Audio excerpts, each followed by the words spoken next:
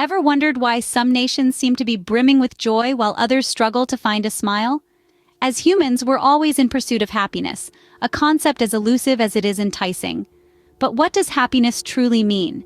Is it the rush of joy, the absence of sorrow, or perhaps a more profound state of contentment? Happiness, as it turns out, is a complex cocktail of elements, varying widely from person to person, and even more so from culture to culture. But there's something intriguing happening in the far north of our planet. 4 countries, in particular, consistently rank at the top of the World Happiness Report: Denmark, Finland, Sweden, and Norway. These Scandinavian nations, despite their long, dark winters, are renowned to have the happiest citizens. But how do they measure happiness?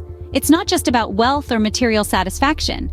It's a blend of factors such as trust in government, personal freedom, social support, and the sense of community. Now let's take a detour and think about happiness from an American perspective. The land of the free, home of the pursuit of happiness, yet it finds itself trailing behind these Nordic nations in happiness rankings. In America, happiness is often linked to individual success, the attainment of the American dream. It's about personal achievements, economic prosperity, and freedom of choice. But this approach to happiness can often lead to a sense of isolation and competition, rather than community and cohesion. The American way of life offers many opportunities for happiness, but it seems that the Scandinavian countries have tapped into a deeper, more sustainable source of joy. They have managed to create societies where happiness is not just an individual pursuit, but a collective outcome. So, what are these Scandinavian countries doing differently? Well, that's a question we're going to explore in the upcoming segments.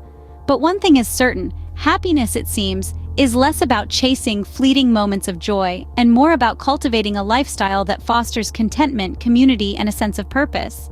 So, what are these Scandinavian countries doing differently?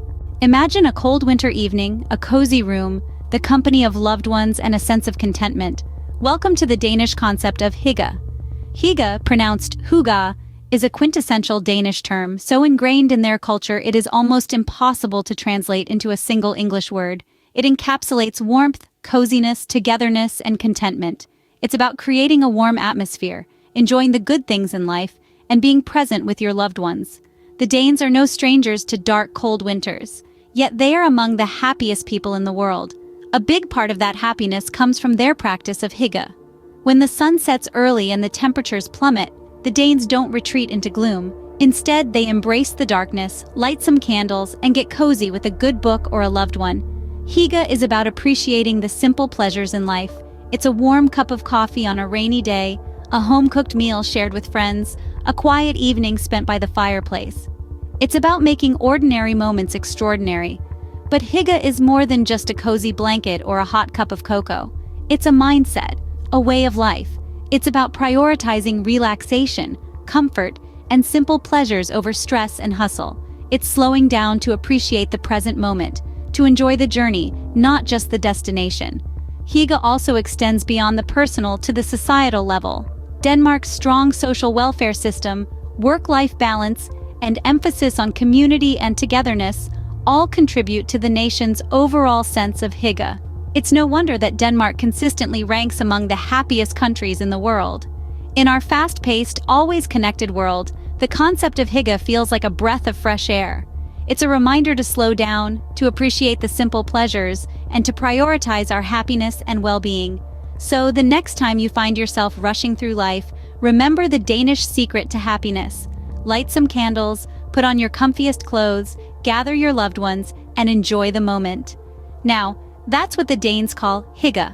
Finnish people have a secret weapon, Sisu. It's not a magic potion, but it might as well be. Now you must be wondering, what is this Sisu? Well, it's a Finnish concept that doesn't have a direct translation in English. Yet it's an intrinsic part of the Finnish identity, and is often described as extreme perseverance in the face of adversity.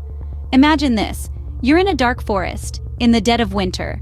The cold is biting at you, and you're miles away from any form of civilization. Yet you don't give up. You dig deep, finding that inner strength to keep moving forward. That's Sisu. Sisu is not about achieving success, but about enduring the journey, no matter how tough it gets. It's about having the mental toughness to withstand the harshest conditions, and yet, keep going. It's about having the courage to take on challenges that seem insurmountable, and yet, never backing down. But how does this contribute to the Finns' overall happiness? Well, it's simple.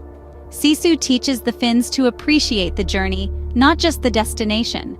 It teaches them to find joy in the struggle and not just the victory. They learn to embrace life with all its ups and downs and find contentment in the simplest of things. In Finland, the pursuit of happiness is not about the accumulation of material wealth or the attainment of societal status. It's about living a fulfilling life, filled with meaningful experiences and relationships. It's about facing adversity with courage and resilience, and finding joy in the process. The Finnish people have embraced Sisu as a way of life, and it has served them well. They are consistently ranked among the happiest people in the world, not because they have it easy, but because they have learned to face life's challenges with grace and fortitude. In Finland, happiness is not just a feeling, it's a lifestyle. Imagine a life where you have just the right amount, not too little, not too much. This is Lagom for the Swedes. In the heart of Sweden, there's a philosophy that permeates every facet of life. It's called Lagom, a Swedish word that translates to just the right amount. It's not about striving for perfection or excess, but finding a harmonious balance in all aspects of life. Lagom is a way of living that promotes moderation. It's about understanding that more isn't always better, and that there's a sweet spot in the middle that's just right.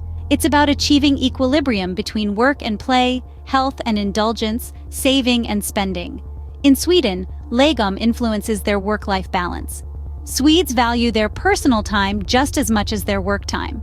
They believe in working efficiently during business hours and leaving plenty of time for family, leisure, and rest.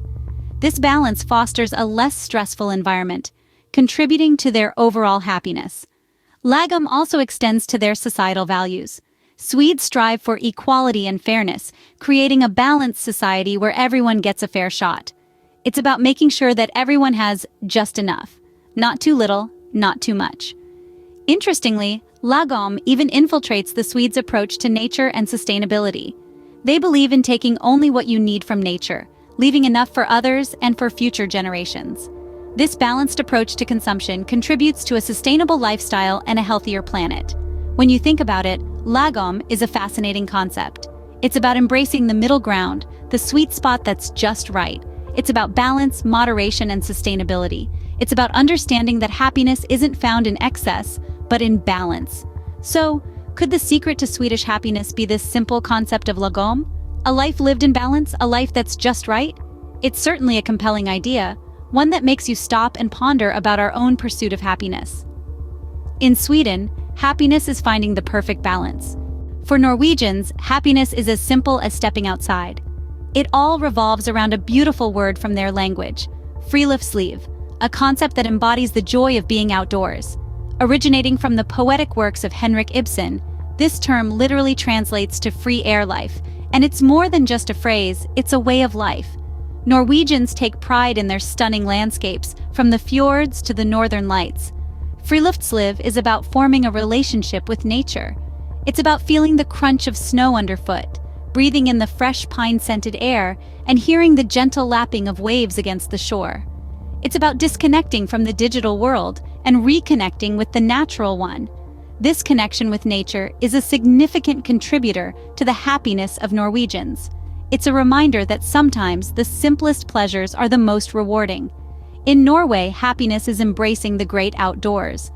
4 countries, 4 unique approaches to happiness. We've journeyed through Denmark's cozy Hygge, Finland's resilient Sisu, Sweden's balanced Lagom, and Norway's nature-loving Friluftsliv. Each of these practices offers a distinct perspective on happiness, a testament to the rich cultural diversity these Nordic nations possess.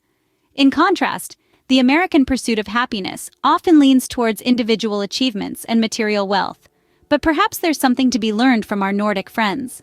What if we took a step back from the hustle and bustle and instead focused on building cozy moments, demonstrating resilience in adversity, seeking balance in all aspects of life, and embracing nature?